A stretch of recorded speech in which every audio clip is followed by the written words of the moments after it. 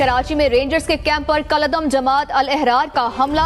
बारूद भरी गाड़ी का भी इस्तेमाल किया गया और 4 कम अज़ कम जो हमलावर थे ये अंदर दाखिल हो गए अहाते में।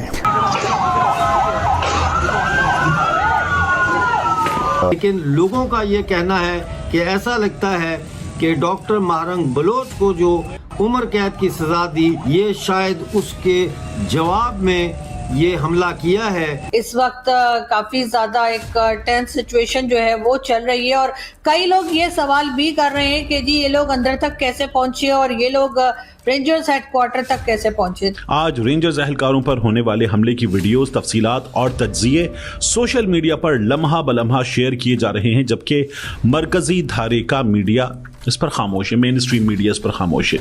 रेंजर्स के एहलकार हैं ये शहीद हुए हैं। लगाइए कि पाकिस्तान का मीडिया कितना लाचार और कितना बेबस है कि एक इतनी बड़ी खबर जिसको सारी दुनिया उठा रही है, पाकिस्तान के शहर कराची में रेंजर्स के हेडक्वार्टर पे अटैक हुआ है जिसमें अभी तक 8 लोगों के मारे जाने की, 8 लोगों की जाने का जो है वो कहा जा रहा है, लेकिन पाकिस्तान का मीडिया जो है वो इस खबर को दिखाने में नाकाम रह रहा है। बड़ी खबर है, मैं वो आपको ये बताना चाहता हूँ कि जियो टीवी पर पाबंदी लगा दी गई है 15 दिनों के लिए। मुल्क के मुख्तलिफ इलाकों में ज़लज़ले ने शहरियों को खौफ में मुब्तला कर दिया।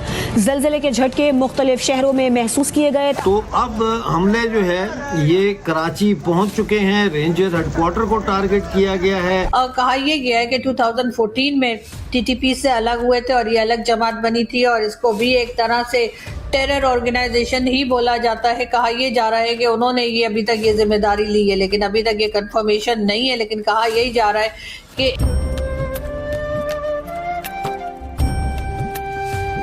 जय हिंद दोस्तों, एमडीएम न्यूज़ एचडी चैनल में आपका स्वागत है। दोस्तों, पाकिस्तान के कराची से इस वक्त की सबसे सनसनीखेज खबर आ रही है जिसने पूरे देश को हिलाकर रख दिया है।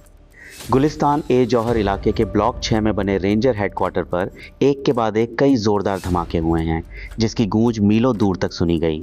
ये हमला इतना ख़तरनाक था कि आसपास की कई इमारतें पल भर में ज़मींदोज़ हो गईं। चश्मदीदों के मुताबिक एक सुसाइड बॉम्बर ने सीधे रेंजर कंपाउंड को टारगेट करते हुए खुद को उड़ा लिया, जिसके तुरंत बाद उसके साथियों ने अंधाधुंध फायरिंग शुरू कर दी।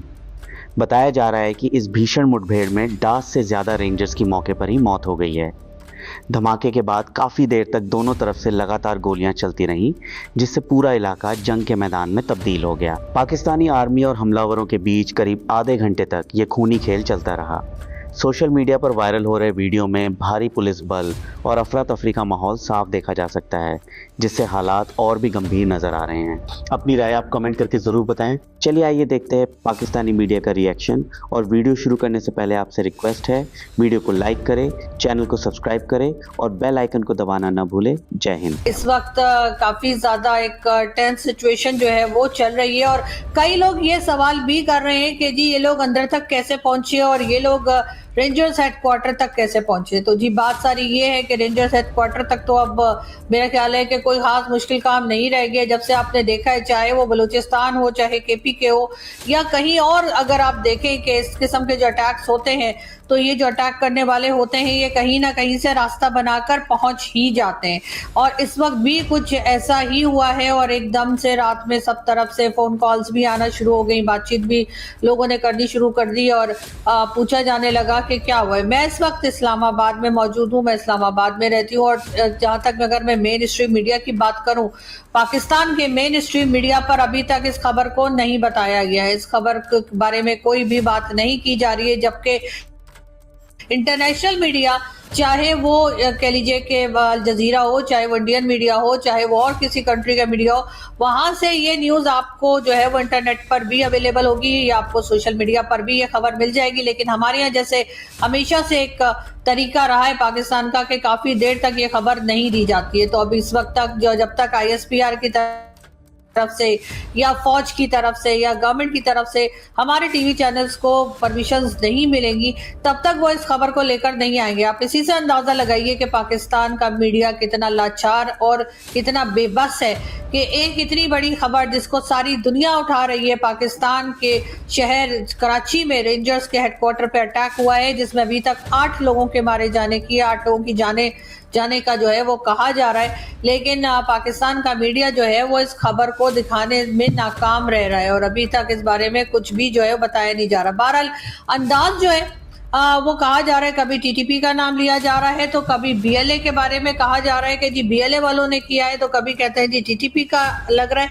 वैसे फितना उल खारिज जो स्टेटमेंट एक आई है उसमें कहा यह जा रहा है कि जी फितना उल खारिज जो है उन्होंने ये अटैक किया, तो फितना उल खारिज तो पाकिस्तान में सभी को कहा जाता है, यानी कि ये बात तो हम टीटीपी के लिए भी कहते हैं और यही बात तो हम बीएलए के लिए भी कहते हैं, यानी दोनों को ही यही टाइटल दिया गया है।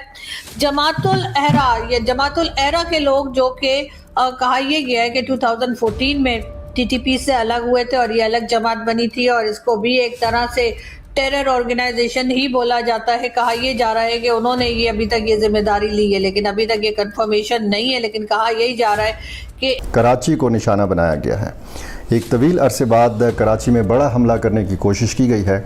इस हमले की सारी तफसीलात सामने आ चुकी हैं, इसमें कितना जानी नुकसान हुआ है, दहशतगर्द कितने मारे गए हैं और इसमें रेंजर्स का कितना नुकसान हुआ है, तादाद शहीदों की और उनकी शनाख्त सामने आ चुकी है। 29 जून 2020 को कराची में पाकिस्तान स्टॉक एक्सचेंज पर दहशतगर्द तंजीम बीएलए ने हमला किया था और इतने तवील अरसे बाद फिर हमने देखा कि फरवरी 2023 में पाकिस्तानी मिलिटेंट्स ने पुलिस हेडक्वार्टर को निशाना बनाया था कराची के अंदर। कराची में आपको पता है कि यहाँ पे अलकायदा की मौजूदगी रही है, यहाँ पे कालादम टीटीपी की मौजूदगी रही है, टीटीपी ने यहाँ पे हमले किए हैं और बलूचिस्तान में सरगर्म बीएलए ने भी यहाँ पे हमले किए हैं। यहाँ पे चाइनीज़ को भी, गैर मुल्कियों को भी निशाना बनाया गया है और यहाँ पे जो सिक्योरिटी फोर्सेस की तनसीबात हैं उनको भी निशाना बनाया गया है। आज का जो वाक़या है यानी 27 जून का, ये 8:10 पर एक धमाका सुना जाता है।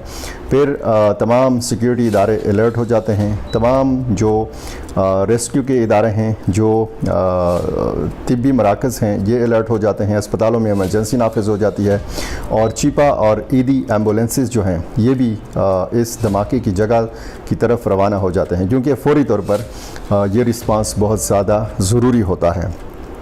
इसमें फिर इतला आती है कि जनाब कराची में गुलिस्तान जोहर का जो इलाका है ब्लॉक 6, यहाँ पे रेंजर्स के हेडक्वार्टर को निशाना बनाया गया।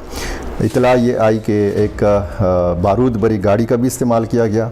इब्तदाई इतला ये आई कि एक दस्ती बम पहले फेंका गया, रास्ता बनाया गया और 4 कम अज़ कम जो हमलावर थे ये अंदर दाखिल हो गए अहाते में। अगर आपको वीडियो पसंद आए तो चैनल को सब्सक्राइब करें और बेल आइकन को जरूर दबाएं ताकि आपको ऐसे ही लेटेस्ट वीडियो की नोटिफिकेशन मिलती रहे।